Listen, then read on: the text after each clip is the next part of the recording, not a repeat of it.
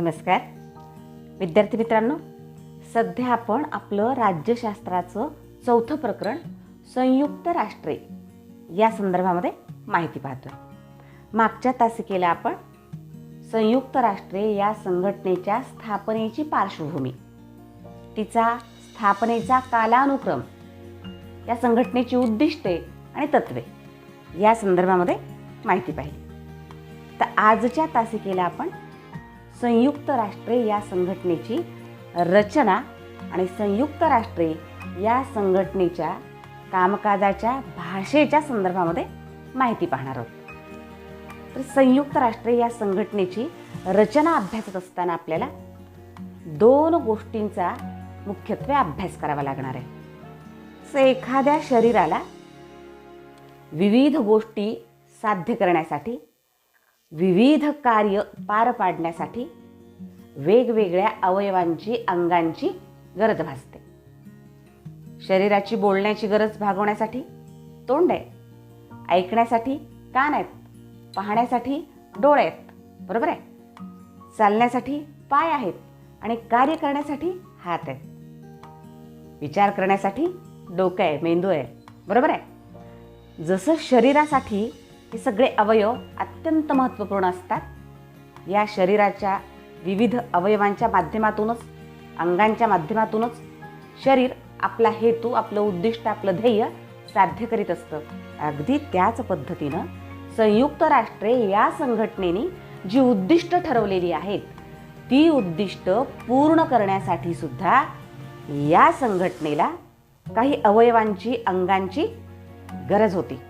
आणि त्या दृष्टिकोनातून संयुक्त राष्ट्रे या संघटनेने 6 प्रमुख अंग आणि अनेक संलग्न अशी अंग निर्माण केलेली आहेत. तर आपण पाहूया सुरुवातीला संयुक्त राष्ट्रे या संघटनेची 6 प्रमुख अंगे, 6 प्रमुख संस्था, 6 प्रमुख शाखा, ज्याच्यावरती परीक्षेत आपल्याला 2 गुणांसाठी संकल्पना चित्राद्वारे स्पष्ट करा असा प्रश्न विचारला जाऊ शकतो. तर संयुक्त राष्ट्रे या संघटनेच्या 6 प्रमुख शाखा, अंग किंवा संस्था कोणकोणती आहेत ते आपण या ठिकाणी पाहूया. आज फक्त आपण या अंगांची, शाखा, संस्थांची तोंड ओळख करून घेणार आहोत. पुढच्या तासिकेला आपण या प्रत्येक अंगाचा विस्ताराने अभ्यास करणार आहोत. ठीक आहे. तर पहा, संयुक्त राष्ट्रे या संघटनेची 6 प्रमुख अंगे कोणकोणती आहेत. नंबर 1, आमसभा किंवा तिलाच महासभा असंही संबोधलं जातं.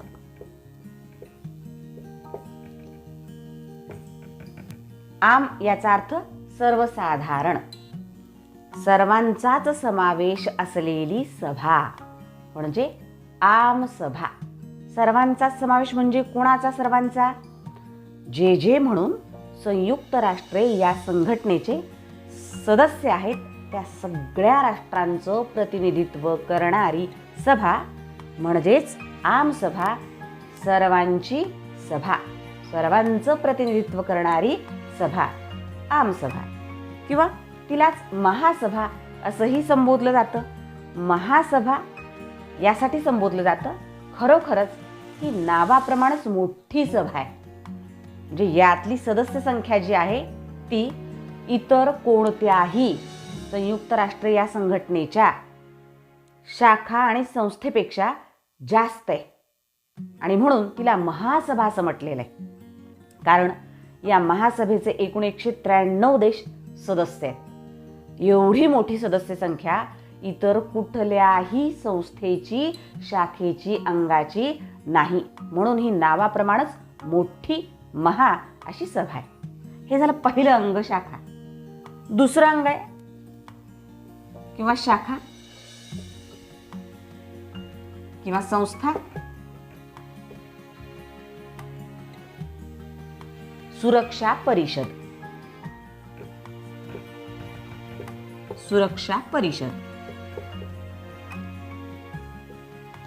त्या नावाप्रमाणेच तिचं कार्य आहे. संयुक्त राष्ट्रे या संघटनेचं जे प्रमुख उद्दिष्ट आहे, आपण मागच्या तासिकेला अभ्यासलं संयुक्त राष्ट्रे या संघटनेची 3 ते 4 प्रमुख उद्दिष्टे. त्यापैकी सगळ्यात प्रमुख उद्दिष्ट म्हणजे जागतिक शांतता व सुरक्षितता प्रस्थापित करणे.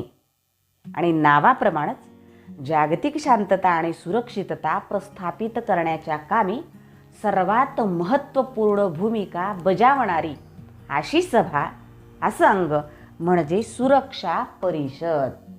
जागतिक सुरक्षिततेचा प्रयत्न करणारी, धोरणांची त्या दृष्टिकोनातून अंमलबजावणी करणारी अशी सभा, तिलाच सुरक्षा परिषद किंवा सुरक्षा समिती असं संबोधलं जातं. तिसरी आहे आर्थिक व सामाजिक परिषद.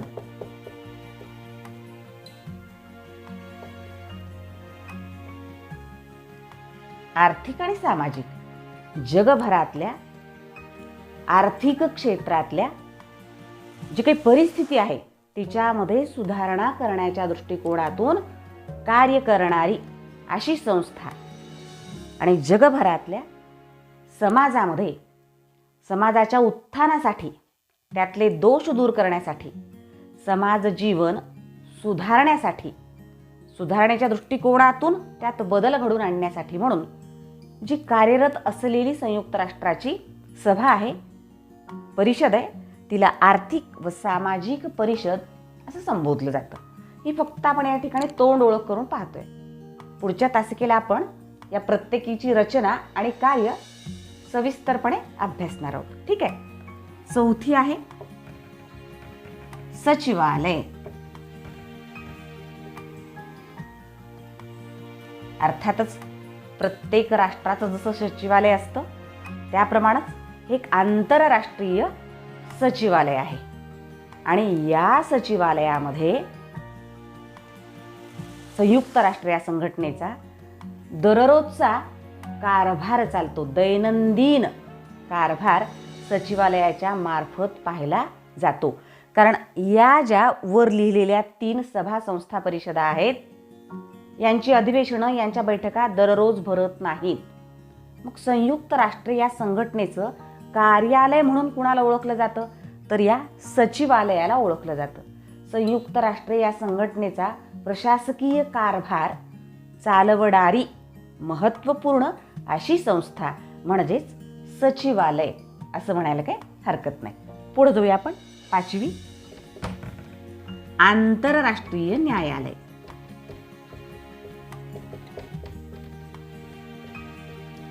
आंतरराष्ट्रीय न्यायालय कोणतीही संस्था असो त्या संस्थेचा कारभार न्याय्य पद्धतीने चालतो किंवा ती संस्था अन्याय दूर करण्याचं काम करते असा विश्वास त्या संस्थेच्या निगडीत असणाऱ्या घटकांमध्ये, सदस्यांमध्ये निर्माण झाला की त्या संस्थेचं आरोग्य चांगलं बनतं. त्या संस्थेवरचा विश्वास हा जास्तीत जास्त त्या घटकांचा, त्या सदस्यांचा दृढ होतो. विश्वास जास्त दृढ झाल्या कारणाने ते घटक ती संस्था टिकवण्यासाठी, तिच्या उत्कर्षासाठी झटून काम करतात. बरोबर आहे. आणि त्याच दृष्टिकोनातून संयुक्त राष्ट्र ही संघटना सुद्धा जे आंतरराष्ट्रीय प्रश्न निर्माण होणार आहेत त्या प्रश्नांच्या संदर्भात, तंट्यांच्या संदर्भात, संघर्षमय परिस्थितीच्या संदर्भात, युद्धसदृश्य परिस्थितीच्या संदर्भात काय करणार आहे? न्यायदान करण्याचं काम करणार आहे. म्हणजे न्याय्य पद्धतीनं या संस्थेचं काम चालावं, जगात आंतरराष्ट्रीय क्षेत्रात न्याय प्रस्थापित व्हावा या दृष्टिकोनातून, न्याय्य पद्धतीनं प्रश्न सुटावेत या दृष्टिकोनातून काम करणारी संस्था म्हणजे आंतरराष्ट्रीय न्यायालय. या संस्थेची आणखी इतर कामं आहेत ती आपण नंतरच्या तासिकेला पाहणारच आहोत. त्यानंतर आहे 6वं प्रमुख अंग विश्वस्त मंडळ.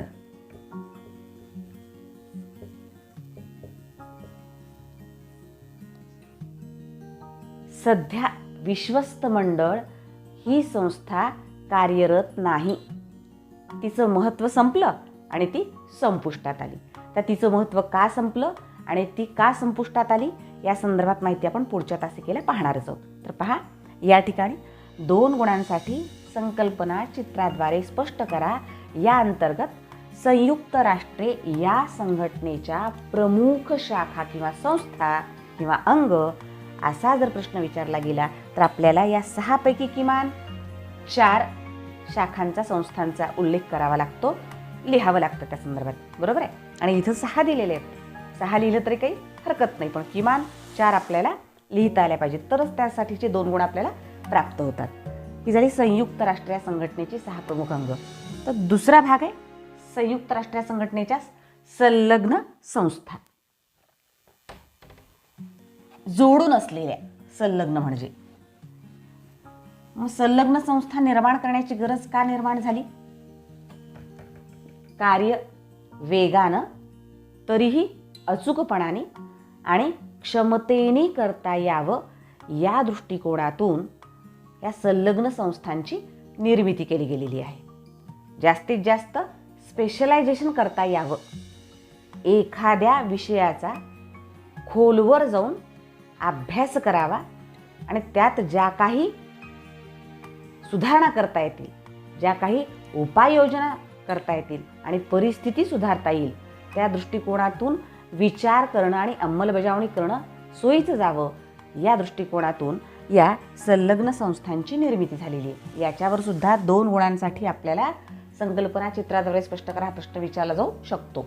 तर पाहूया आपण संयुक्त राष्ट्रे या संघटनेच्या संलग्न संस्था. 1. ILO म्हणजेच इंटरनॅशनल लेबर ऑर्गनायझेशन, आंतरराष्ट्रीय कामगार संघटना.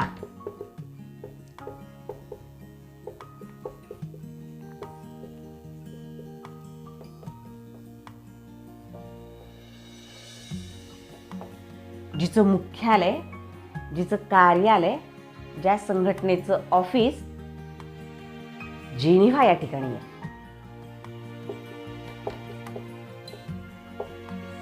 स्वित्झर्लंडमधलं एक मोठं शहर, त्या ठिकाणी या ILO या संघटनेचं कार्यालय आहे. तर या संघटनेची स्थापना का करण्यात आली? औद्योगिक क्रांतीनंतर, जरी औद्योगिक क्रांती इंग्लंडमध्ये झाली तरी तिचा प्रसार प्रचार अनेकानेक देशांमध्ये झाला आणि त्यामुळं जगभरात अनेकानेक देशामध्ये औद्योगिकीकरणाला सुरुवात झाली आणि औद्योगिकीकरणाचा वेगही वाढला. जसं औद्योगिकीकरणाचा वेग वाढला तसं कामगारांची संख्याही वाढायला लागली आणि कामगारांची संख्या वाढली त्या प्रमाणात कामगारांच्या समस्या, कामगारांचे प्रश्न पण वाढले. मग अस्थिर रोजगारासारखा प्रश्न असेल किंवा कंत्राटी कामगारांसारखा प्रश्न असेल किंवा कामाच्या ठिकाणची असुरक्षितता असेल, त्या ठिकाणच्या अनारोग्याच्या समस्या असतील किंवा त्यांना कामाचे तास ठरवलेले नसतील, विश्रांतीचा वेळ ठरवलेला नसेल, बरोबर आहे. अशा अनेकानेक समस्या कामगारांच्या जीवनामध्ये कामाच्या क्षेत्राच्या अनुषंगाने निर्माण झालेल्या होत्या आणि म्हणून त्यांच्यावर विचार करणं, त्या समस्यांची सोडवणूक करणं अत्यंत आवश्यक होतं. कारण कोट्यावधी अशी जगभरामध्ये कामगारांची संख्या ही वाढत चाललेली होती आणि त्यामुळं त्यांच्या प्रश्नांचं निराकरण करणं अत्यंत आवश्यक होतं. त्या दृष्टिकोनातून म्हणून आंतरराष्ट्रीय कामगार संघटनेची निर्मिती करण्यात आली. दुसरी आहे संलग्न संस्था FAO, food and agriculture organization, अन्न आणि शेती संघटना. हिचं कार्यालय आहे इटलीतील रोम या ठिकाणी. कुठं? रोम या ठिकाणी. आता अर्थातच नावावरूनच आपल्या लक्षात आलं असेल की ही संघटना कशासाठी स्थापन झाली. जगभरामध्ये कोणाचाही अन्नाविना बळी जाऊ नये, भूकबळींची संख्या कमीत कमी व्हावी, कुपोषणाने कोणाचाही बळी जाऊ नये, ती संख्या पण कमीत कमी व्हावी, अन्नधान्याचं उत्पादन वाढावं आणि उत्पादन वाढण्यासाठी राष्ट्रांना योग्य असं मार्गदर्शन करण्याचं काम, आधुनिक शेती तंत्राच्या संदर्भात मार्गदर्शन करण्याचं काम त्या संदर्भातलं सहाय्य करण्याचं काम करण्याच्या उद्दिष्टाने या FAO अन्न आणि शेती संघटनेची निर्मिती करण्यात आलेली आहे आणि तिचा दृश्य परिणाम आपल्याला दिसतो आहे. अनेक देश अन्नधान्याच्या बाबतीत आधुनिक शेतीच्या तंत्रज्ञानाचा वापर करून स्वावलंबी आणि स्वयंपूर्ण होताना आपल्याला दिसत आहेत. ठीक आहे. तिसरी संलग्नाची संस्था आहे WHO. अनेकदा आपण हिचं नाव ऐकलेलं आहे. WHO म्हणजे वर्ल्ड हेल्थ ऑर्गनायझेशन, जागतिक आरोग्य संघटना. जागतिक आरोग्य संघटना. हिचं पण कार्यालय जिनिव्हा या ठिकाणी आहे. सध्या तर WHO या संघटनेचं काम खूप वाढलेलं आहे. कोविड-19 या महामारीच्या पार्श्वभूमीवरती जगाचं आरोग्य हे चांगलं राखण्याच्या दृष्टिकोनातून WHO ही संघटना अत्यंत महत्त्वपूर्ण संजीवक असं काम करताना आपल्याला दिसते. जगातून अनेकानेक रोगाचं समूळ उच्चाटन करण्याच्या दृष्टिकोनातून WHOने वेळोवेळी उचललेली पावलं ही अत्यंत कौतुकास्पद अशी आहेत. अशी ही WHO ही संघटना. त्यानंतर आहे वर्ल्ड बँक, WB, जागतिक बँक. हिचं कार्यालय वॉशिंग्टन या ठिकाणी आहे. वर्ल्ड बँक जगाची बँक. जगातल्या अनेक देशांना पैशाची गरज असते, निधीची गरज असते विकास कामं हाती घेण्याच्या दृष्टिकोनातून. पण ज्या देशांकडं विकासाची कामं हाती घेण्यासाठी त्यांच्या खजिन्यामध्ये, त्यांच्या गंगाजळीमध्ये, तिजोरीमध्ये पैसा नसतो, अशा देशांनी विकासाची कामं हाती घ्यायचीच नाहीत का? घ्यायची. मग कोणाच्या मदतीनं? जागतिक बँकेच्या मदतीनं. म्हणजे ज्यांचं उत्पन्न कमी आहे, ज्या राष्ट्राचं उत्पन्न मध्यम आहे, अशा राष्ट्रांना जास्तीत जास्त या जागतिक बँकेकडून कर्ज रूपाने निधी उपलब्ध करून दिला जातो, पैसे उपलब्ध करून दिले जातात, जेणेकरून त्या निधीच्या साह्याने, त्या मदतीच्या साह्याने त्या राष्ट्रांना आपला त्या क्षेत्रातला किमान विकास साधता यावा. या दृष्टिकोनातून या WB जागतिक बँकेची स्थापना करण्यात आलेली. यासोबतच याच्या पुढची जी संलग्न संस्था आहे ती म्हणजे IMF.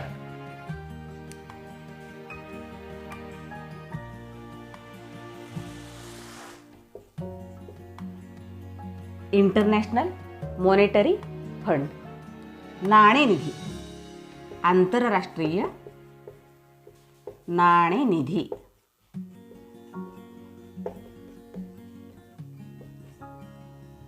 जागतिक बँक तर आहेच आहे, ज्या राष्ट्राचं उत्पन्न कमी आहे आणि ज्यांना विकासाची कामं हाती घ्यायची आहेत त्या राष्ट्रांना मदत करण्यासाठी. पण त्यासोबतच आंतरराष्ट्रीय नाणेनिधीसारखी संस्थासुद्धा, समजा एखाद्या ठिकाणी भूकंप झालेला आहे किंवा आणखी कुठल्या कारणाने अचानक खूप मोठ्या निधीची काही राष्ट्रांना गरज भासली, तर अशा वेळी ही आंतरराष्ट्रीय नाणेनिधी ही संस्था त्या राष्ट्रांना मदत करीत असते. जागतिक बँकेपेक्षा सुद्धा उदार धोरण या IMF आंतरराष्ट्रीय नाणेनिधी या संस्थेचं असतं. खऱ्या अर्थाने राष्ट्रांना आर्थिक आधार देण्याचं काम आणि स्वतःचा विकास साधण्याचं काम, आपल्या देशातल्या लोकांचं कल्याण साधण्यासाठीच्या योजना हाती घेण्याचं काम घेण्यासाठी मदत करणारी संस्था ही IMF ही आहे. त्याच्या पुढे आहे UNESCO, united nations educational scientific cultural organization. संयुक्त राष्ट्राची शैक्षणिक, वैज्ञानिक, सांस्कृतिक संघटना. तर या संघटनेच्या मार्फत नावाप्रमाणेच एज्युकेशनल, शैक्षणिक, शिक्षणाचा प्रसार प्रचार झाला पाहिजे. सगळेजण शिकले पाहिजेत, नुसतं साक्षर नाही, सुशिक्षित झाले पाहिजेत. त्या दृष्टिकोनातून ही संघटना प्रयत्न करते. त्याच्या पुढे सायंटिफिक संशोधकांना शोध लावण्यासाठी विज्ञानाच्या क्षेत्रामध्ये जेवढे जास्त शोध लागतील, त्या शोधांच्या द्वारे जेवढं तंत्रज्ञान विकसित होईल तेवढं विश्व विकसित होणार आहे. आणि त्यामुळं त्या दृष्टिकोनातून सहाय्य करणारी शोध आणि शोधकांना सगळ्या प्रकारची मदत करणं, त्यांना प्रोत्साहन देणं या दृष्टिकोनातून स्थापन झालेली संघटना आहे. आणि कल्चरल सांस्कृतिक देवाणघेवाण झाली राष्ट्रांमध्ये की परस्पर मैत्री पण दृढ व्हायला मदत होत असते. त्यामुळे संघर्षाचे क्षण उद्भवले तरी पण त्याची तीव्रता, त्याची दाहकता जास्त राहत नाही. त्यामुळे सांस्कृतिक देवाणघेवाण राष्ट्रांमध्ये वाढली पाहिजे या दृष्टिकोनातून ही संघटना काम करीत असते. कारण एकमेकांच्या संस्कृतीचं एकमेकांना आदर वाटला पाहिजे, कुणी एकमेकांच्या संस्कृतीचा निरादर नाही केला पाहिजे. त्यासाठी म्हणून कार्यरत असणारी ही युनेस्को नावाची संस्था. पुढे UNICEF, UNICEF, United nations international children emergency fund. आता हा इमर्जन्सी हा जो शब्द आहे आता वापरला जात नाही. आर्थिक आणीबाणी हा शब्द आता वापरला जात नाही. संयुक्त राष्ट्र या संघटनेची आंतरराष्ट्रीय बालक निधी, C for children, F for fund, बालक निधी, आंतरराष्ट्रीय बालक निधी नावाप्रमाणेच बालकांच्या विकासासाठी, कुपोषण आणि बालकांचा मृत्यू होऊ नये यासाठी, त्यांचं आरोग्य चांगलं राखलं जावं यासाठी, त्यांचा सर्वांगीण विकास होईल यासाठी म्हणून कार्यक्रमाची आखणी करणारी, त्या उपाययोजना करणारी, अंमलबजावणी करणारी, धोरणं आखणारी अशी ही आंतरराष्ट्रीय बालक निधी ही संस्था. अशा पद्धतीने विविध संलग्न संस्थांची निर्मिती करून संयुक्त राष्ट्र ही संघटना खऱ्या अर्थानं व्यापक अशी एक आंतरराष्ट्रीय संघटना बनताना आपल्याला दिसते. आणि कौतुकास्पद असं कार्यही ती करायला लागलेली आहे. आणि त्यामुळं या संघटनेवरचा सदस्य राष्ट्रांचा विश्वास हा जास्तीत जास्त दिवसेंदिवस दृढ होताना आपल्याला दिसतो आहे. आणि वसुधैव कुटुंबकम हे जणू ब्रीदच या संयुक्त राष्ट्रे या संघटनेने पूर्णपणे जगण्याचा प्रयत्न केलेला आपल्याला दिसून येतो. पुढं दिलेलं आहे संयुक्त राष्ट्रांची रचना आणि भाषा. या संलग्न संस्थांवरती सुद्धा 2 गुणांसाठी संकल्पना चित्राद्वारे स्पष्ट करा प्रश्न विचारला जाऊ शकतो. आणि या 7-8 पैकी आपल्याला किमान 4 तरी संलग्न संस्थांची नावं लिहावी लागतात, तर 2 गुण प्राप्त होतात. आता भाषा कोणकोणत्या आहेत संयुक्त राष्ट्र या संघटनेच्या ते पाहू. पहा, संयुक्त राष्ट्र या संघटनेचा कारभार, तसं संयुक्त राष्ट्र या संघटनेचं मुख्यालय कुठं आहे? न्यूयॉर्क या ठिकाणी आहे. स्थापना सुद्धा कुठं झाली या संघटनेची? न्यूयॉर्क या ठिकाणी झाली. आणि संयुक्त राष्ट्र या संघटनेच्या अधिकृत भाषा, कशा भाषा? अधिकृत म्हणजे ज्या भाषांमध्ये संयुक्त राष्ट्र या संघटनेचा कारभार चालतो त्या 6 भाषा आहेत. त्यात इंग्रजी, रशियन,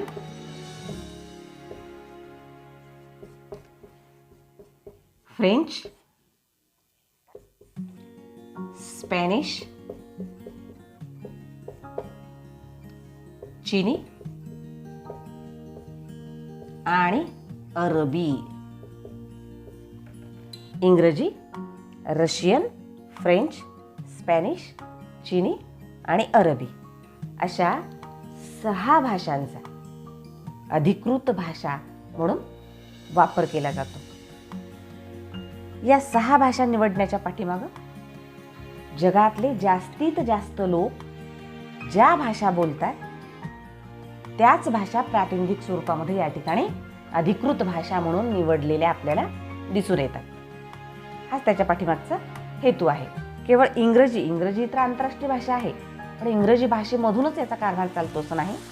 तर जास्तीत जास्त भाषा बोलणारे जे लोक आहेत, रशियन भाषा बोलणारे खूप लोक आहेत जगात, फ्रेंच भाषा बोलणारे, स्पॅनिश भाषा बोलणारे, कारण उत्तर अमेरिका आणि दक्षिण अमेरिका हे 2 खंड आहेत आणि या दोन्ही खंडामध्ये स्पॅनिश भाषा बोलणाऱ्या लोकांची संख्या खूप मोठी आहे.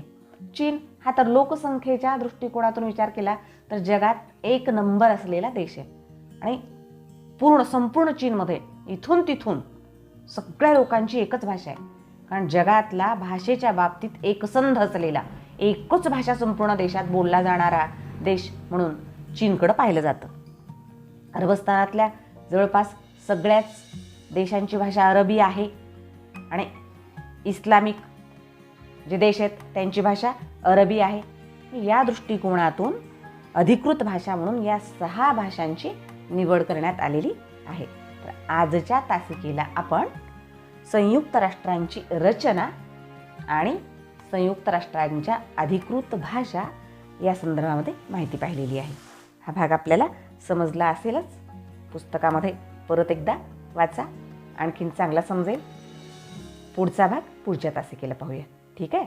Have a nice day.